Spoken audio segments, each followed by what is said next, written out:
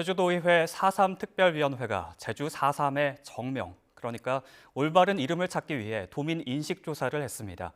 그런데 4.3 정명 노력 자체를 모르는 도민이 많았고 적합한 이름으로는 임시로 쓰이고 있는 4.3 사건이라고 응답한 비율이 높았습니다.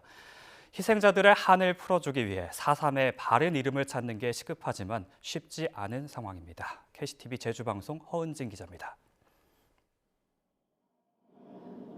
제주 4.3 평화기념관에 아무런 글씨도 새기지 못한 채 누워있는 백비.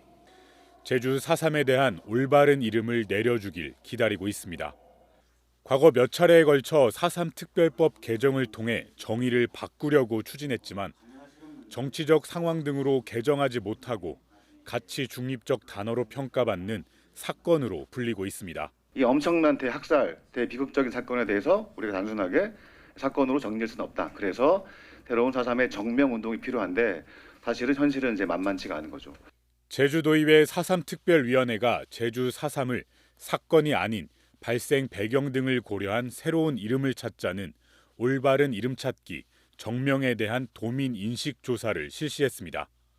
하지만 이 같은 제주 4.3 정명 노력에 대해 일반 도민과 청소년 60% 이상이 모른다고 답했습니다. 유족의 53%도 정명 노력에 대해 인지하지 못하고 있는 것으로 나타났습니다.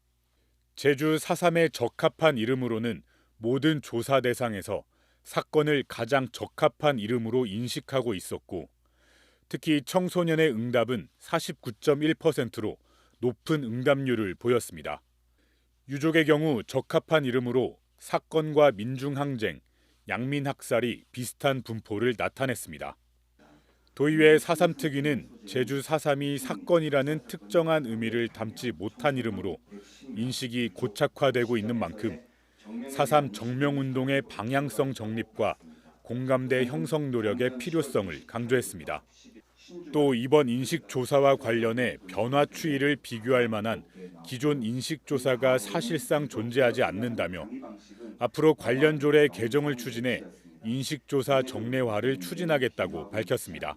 사건이라는 중립적 단어가 4.3의 이름으로 고착화되는 것을 막아야 한다는 것인데, 이를 위해서는 4.3 정명운동의 방향성을 정립하고 민선 8기 공약으로 추진되고 있는 만큼 그에 걸맞는 구체화된 세부 계획이 조속히 마련돼야 할 것입니다.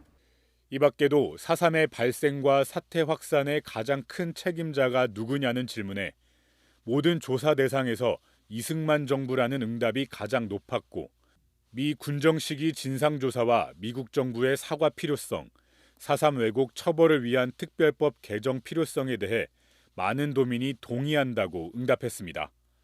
KCTV 뉴스 허은진입니다.